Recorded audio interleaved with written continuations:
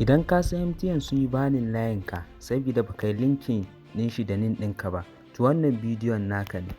A cikin wannan bidiyon za mu yi bayanin hanya guda biyu yadda za ka gyara layinka idan har an yi banin ɗin shi. Ta farko dai, idan har ƙaramar waya ce kake amfani da ita, za ka sa star 996 hash, sannan za ka jira in ya gama loading, sannan zai nuno ma number 1 submit nin/virtual number, number 2 get enterprise ID, amma mu da yake za mu yi submit nin ne ga wa'inda aka bani, za ka danna number 1 kenan submit nin,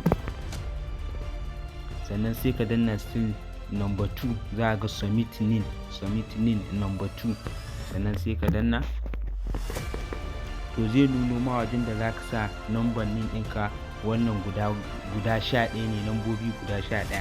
Saboda ni already na linkin, no need in yi linkin. Da zarar ka sa guda 11 nan da ka danna sin, zai ce bayan 'yan mintuna za su sanar da kai da zarar sun yi verify nin ɗin nan naka ne.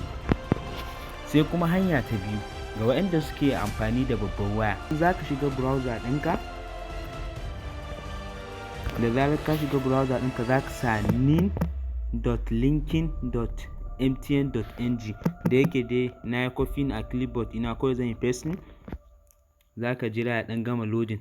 To a nan za ga enter your phone number to get an OTP. To number nan da aka yi bani ita za ka sa a wajen, sannan kuma za ka sa email ɗinka, za a turo ma OTP. To idan an turo ma, za ka je ka shiga email ɗinka, za ga wasu code, za ka kwafo su sannan ka sa. Da zarar ka sa, sai ka danna I have read and accept the terms and conditions, sai ka sa check nin status.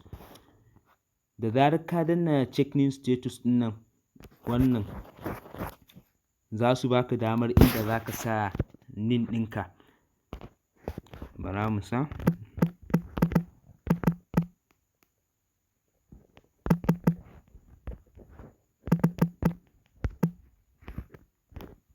Yawa, sannan sai ka sa check nin status. Za ka jira loading, suna checking ne.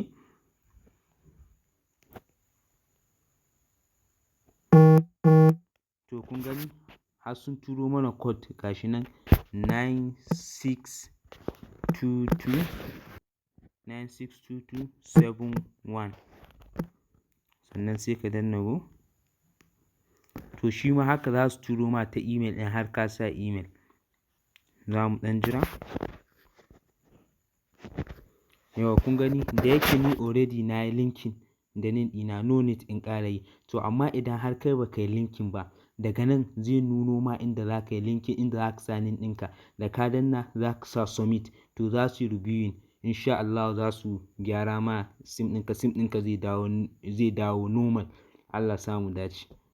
Idan har yau ka fara ziyartar wannan shafin namu na Pro Multimedia, kada ku manta ku danna mana alamar subscribe, kuma ku danna alamar ƙararrawa, da zarar mun ɗora bidiyon mu za a sanar da ku. Kuma kada ku manta ku share wannan bidiyon domin wasu masu amfana. Allah samu dace.